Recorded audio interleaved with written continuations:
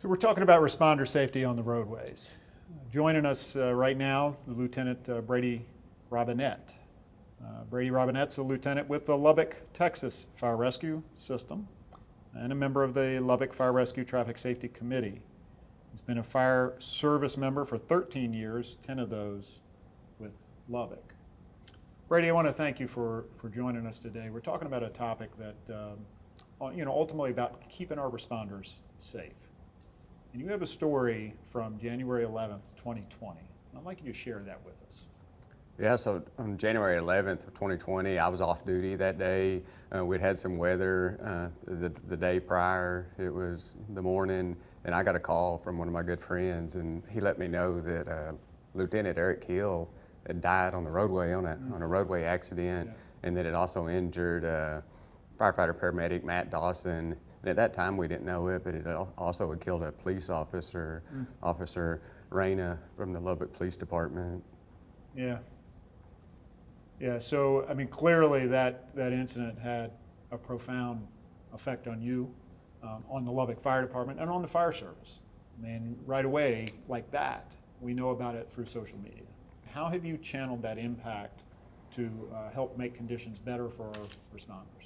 You know, when I found out about the accident, I remember sitting in my recliner at my house, what seemed like, I think, probably for hours, just, initially in disbelief, and I still am today in total disbelief about it. And I mean, it's just hard to believe. I saw Eric a day and a half before the accident.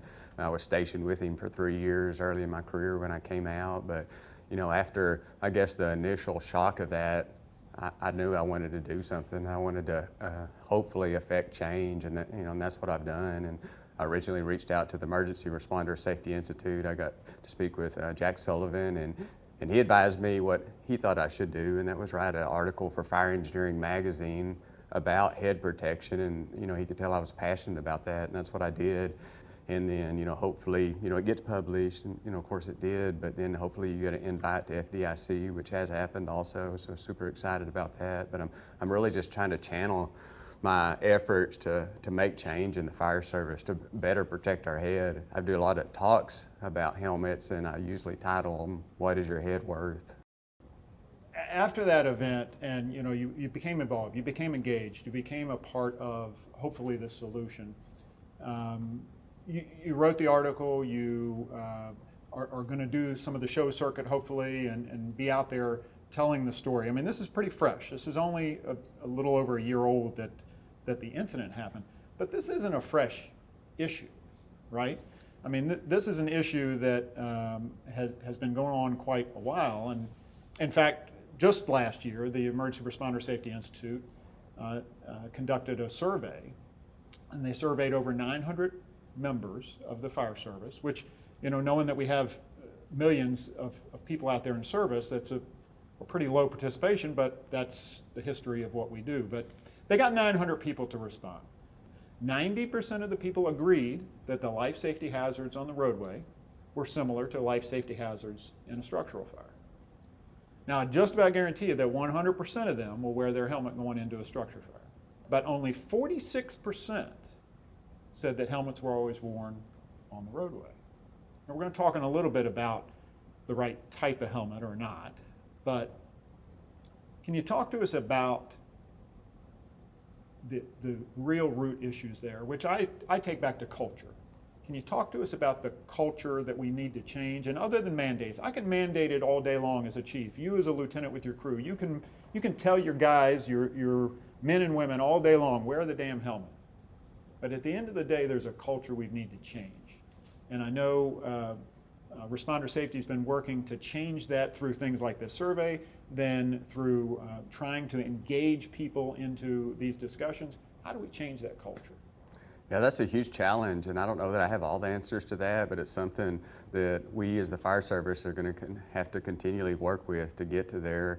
I think, federal mandates will play a role in this, like they did with a high visibility vest, because my ultimate goal is to get everybody that's on the roadway that wears a high visibility vest to be wearing appropriate head protection. Police officers, law enforcement, tow truck operators, EMS, us, we all should be wearing appropriate head protection at the roadway. So it's a cultural change in the fire service, and I think it'll be a cultural change for those other entities that are out on the roadway with us also. How actually to affect that, I don't have all those answers. It's something, we'll definitely continue to work on, but it's going to be a challenge. This is part of it. I mean, right? I mean, just talking about it and talking about what drives us to these issues. And, we talk about the vests and the helmets. Hell, the vest is still a cultural problem for a lot of the other industries. I think most fire and EMS systems, most of them, have gone to compliant vesting for roadway operations. Separate helmets, not so much.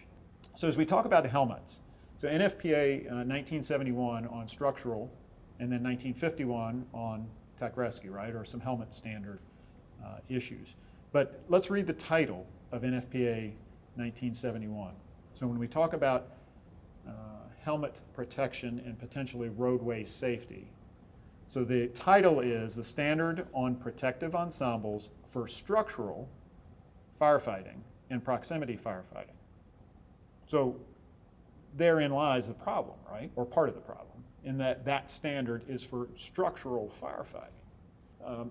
Where did you start with the research, and what questions did you ask, and what do we need to be asking now? Well, I think I started my research with looking at history, because I think history plays an important role in everything, both history that was successful and history that was unsuccessful. And so I looked at the standards that exist. You mentioned NFPA 1971 structural firefighting. We also have 1977 wildland firefighting. NFPA-wise, we also have one for swift water and tech rescue that we mentioned, but something that we do way more often than any of those, which is responding to roadway incidents. We do not have a helmet standard for it. And those helmet standards that I mentioned are not appropriate head protection for the roadway.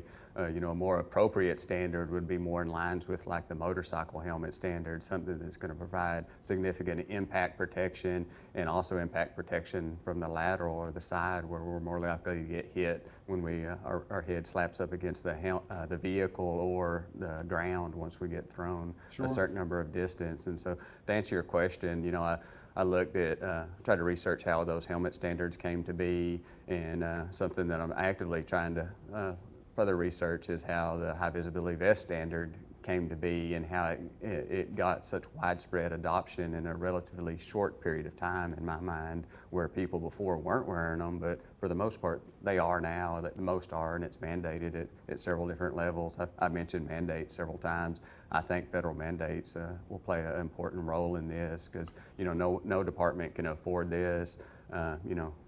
Already cash strapped for money, but I think it's going to have to come from that level eventually. But we want the firefighters, the boots on the ground, to want this helmet and see its relevance.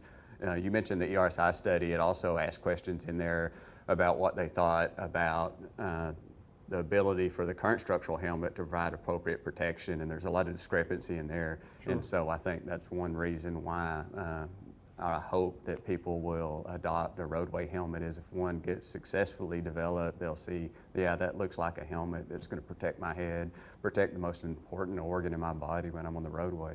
You've mentioned a couple times the federal mandate, or the need for a federal mandate, which is always a harsh word.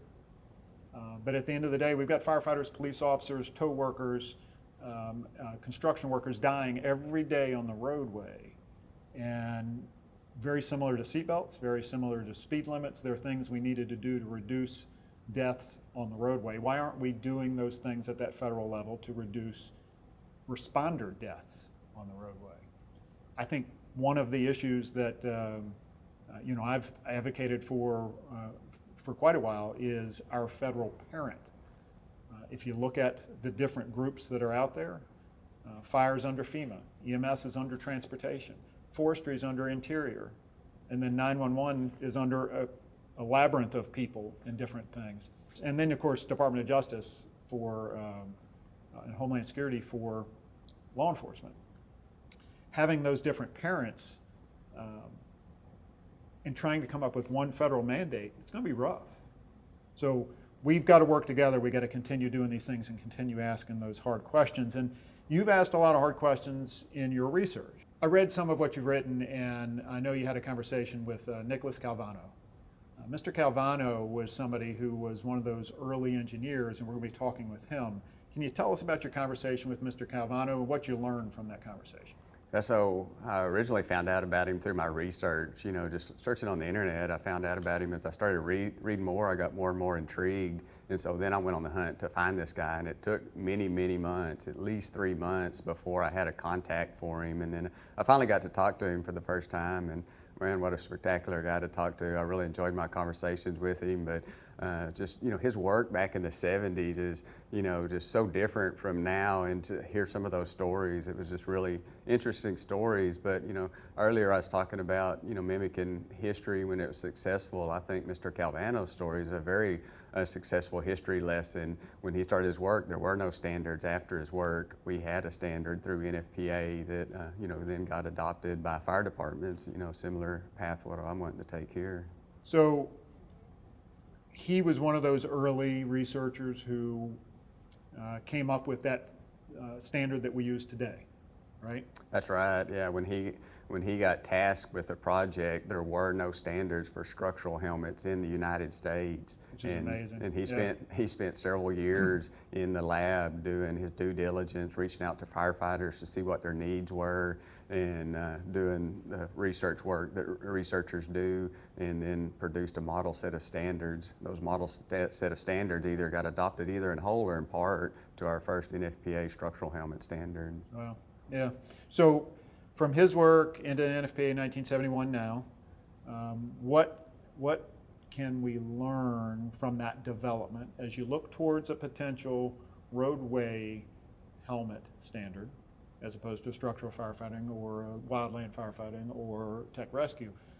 What can we learn from the development of that as far as the things that the Fire Service, the Emergency Responder Safety Institute, what are they going to need to do to make this a reality?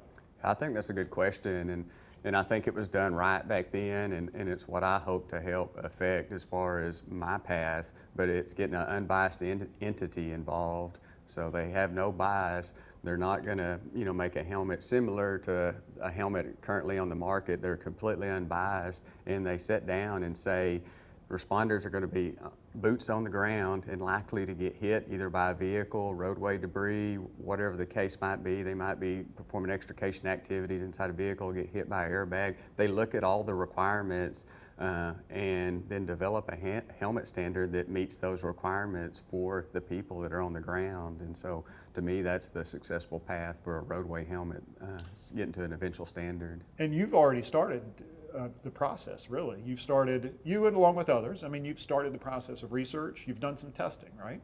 Can you talk to us about the testing that you did and why you did what you did? Yeah, so unfortunately our accident happened, and then Corona happened right after that, and so budgets got froze. I was working in essence with zero budget, and so I put a test machine together just in my barn. I welded it up, and I modeled that. A test machine? Test apparatus. Okay, and your barn. Yeah, right. In my barn I built it with my welder. I welded it up, and you Wow. notice it's red. It's probably red for a reason because Yeah, I painted it with fire hydrant Right. paint. But I built that test apparatus, though. It's called a roll-off test apparatus. I built it to the standard that motorcycle helmets test their helmets to positional stability or roll-off, and so it test a helmet's ability to stay on your head. A helmet must be in place when it's needed most, and if it isn't, it's going to do no good. What good is it? Right. And that was unfortunately the case on January 11th. Both Lieutenant Hill and Matt Dawson had their helmets on when they were struck. Directly afterwards, they didn't have their helmets on anymore, and it's just a fire helmet. We know that every fireman has had their helmet fall off. They don't have good positional stability, and so that test apparatus that I built just performed tests just like motorcycle helmet standard. What helmets did you use in the test? So I used all the structural helmets I had access to. I used my helmet for my volunteer department, for my paid department, and then I tested a snowboard. And all the structural helmets came off except the European helmets. They did stay on. European helmets have a 4-point chin strap. They did rotate to a pretty good degree, but they stayed on, and so that's definitely good. But I tested a hard hat. I tested a search and rescue helmet that I had access to, and I tested some motorcycle helmets that I had. I race motorcycles on my days off. So there's been a lot of debate about that European helmet. In your early research, is that one of our answers that we don't really need to do a lot more research on? That if we could work on the culture, we might have an answer already, or is there more to do? If you look inside a European helmet, it in essence looks exactly like our traditional structural helmets, except it has more plastic that molds around the head, and it actually presents some of its own issues with the attachment pieces on the inside for the shield and the lighting. There's some really rigid projections in the helmet standards, they call them, that stick out. So if you get hit on the side of the head, it pushes those internal projections and could actually increase skull fractures and that type of thing. So to answer the question, I think a European helmet would be safer than a structural helmet on a roadway, simply due to the fact that it has a 4-point chin strap and it's more likely to stay on your head. Sure. But it is not the answer, okay. the answer for long term. No, that's good stuff. As we talk about potentially another standard for another helmet, all right? We don't want people to look at it that way, right? We want people to look at it from the perspective of everybody does need to go home. And we're looking for every way we can at responder safety to get everybody home. So as we look at the big picture, what have we learned and where do we need to be headed in this process or this odyssey of potentially developing another standard? The path forward is, I think funding needs to happen to get an unbiased entity to have the money to actually perform the needed research to get to a model set of standards like Mr. Galvano created back in the 70s for structural helmets. So we need the funding to make that happen. That's years in the process for that research to happen.